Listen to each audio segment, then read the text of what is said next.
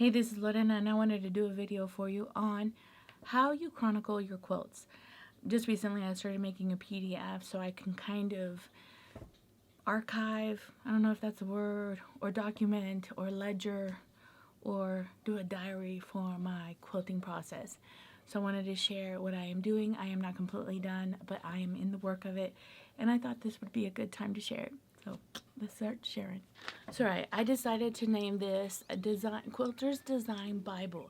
I wanted to reference it from, I remember a friend of mine, she worked at, I think, the Hilton, and they had a book that was called the Bible. It was a planner Bible to organize all the events like wedding parties, and in that had all the information, the pricing, the client, and all that kind of stuff. And also designers use this concept, costume designers, where they use a sheet of paper and they have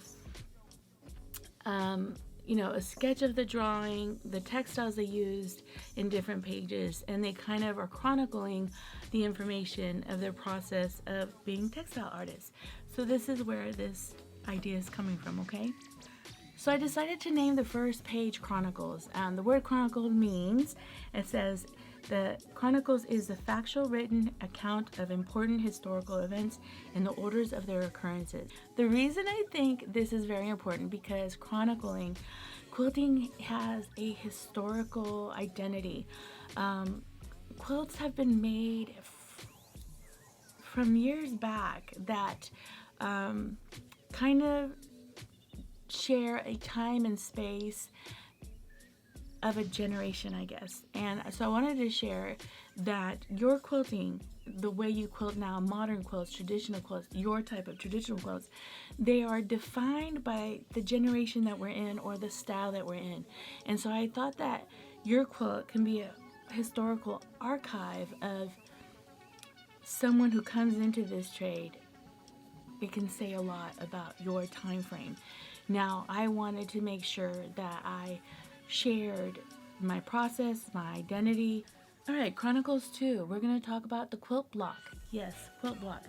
We're going to talk about quilt sizes, how many blocks the quilt needed, the number of blocks that it needed, the size of the block when it was finished. I also shared 2 different areas to where you can draw the quilt blocks and the name of the block. So if you ever want to go back and recreate that quilt, you have the block information, okay? And that's the way you can use this quilt block in a different form if I wanted to. I was playing with it, trying to decide which way I liked it best. This is the quilt block 1, and here's this fabric. Or different size measurements that I use. I measured everything and then recut it. And then this is a complete one. And this is my quilt block number 2.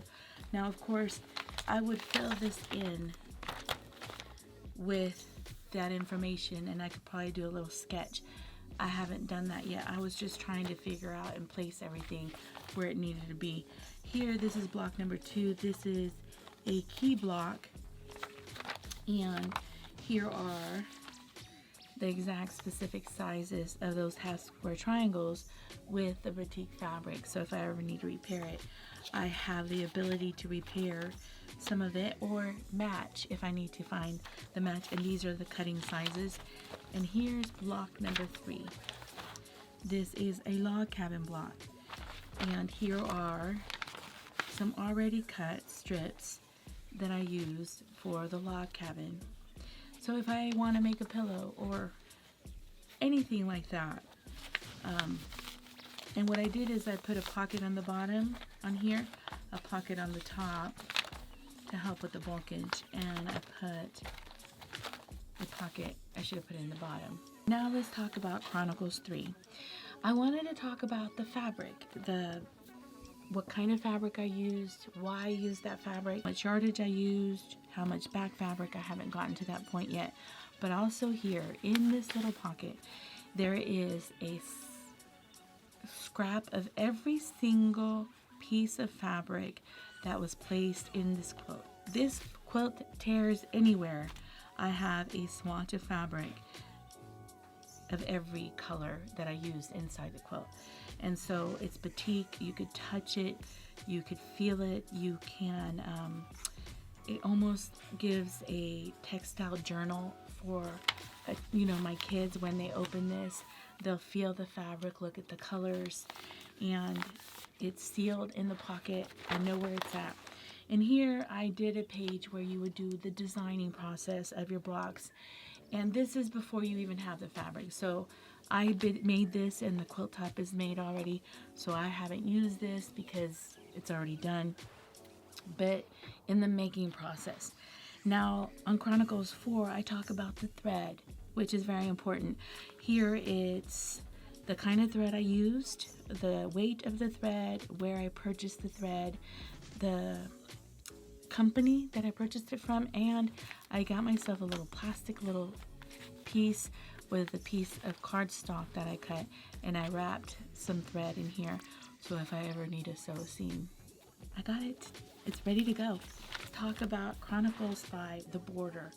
When I added the border, I had 3 borders in this quilt top, and so I have specific scraps of the size of the pieces that go to this border, how it's supposed to go together. Now in this section, because I had such difficulty making this border, I do have a video on it. I wanted to add a different page. I'll probably add one of these pages here and give key instructions or information to myself about how to put the border together, the tricks I learned in putting the border together, and just kind of journal a little bit more, give myself a little bit more insight if I ever want to recreate this border, which is this border on another quilt. Here are the block pieces. I shared how many pieces I need for each size, so that I already have my written notes in here. Here is a design area for your borders. This is if you are starting. I'm already done. Chronicles 6. This talks about the quilting, the quilt top, the long arm. Here in Chronicles 6, it's more about how you're going to design the quilt and finish it off. So I'm asking myself personally, what type of thread are you going to use? What type of weight? Also, too, what kind of tools did you use? What kind of designs? There's certain designers out there that inspire us. Use and document them. Also, you can have areas to draw your design process. Also, an area to put swatches of your quilting thread, because your quilting thread is different to your piecing thread. Chronicles 7, it talks about the binding, which is my worst and least favorite part. It talks about the color of swatch of the fabric, the thread I used, and the type of thread, and kind of giving you insight of more information about the binding. Did you roll over the binding? Did you do traditional binding? Did you do sew binding? There's so many different types of binding you can do. This gives you an area to document that.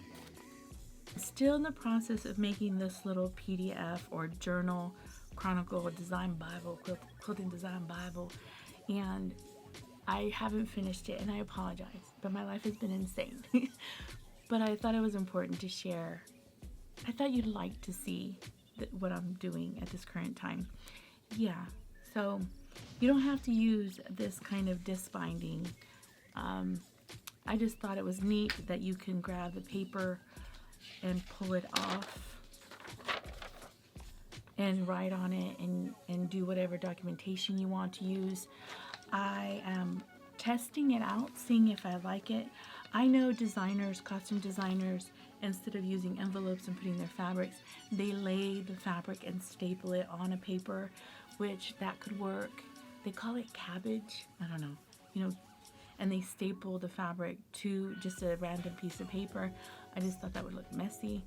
I don't know if I like this big style kind of concept. What I was thinking of doing is making them kind of small, like small books, and journaling my quilting process.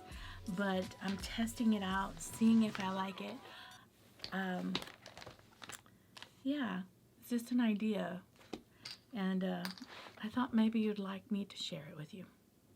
So I appreciate you, and I'll see you later. Bye.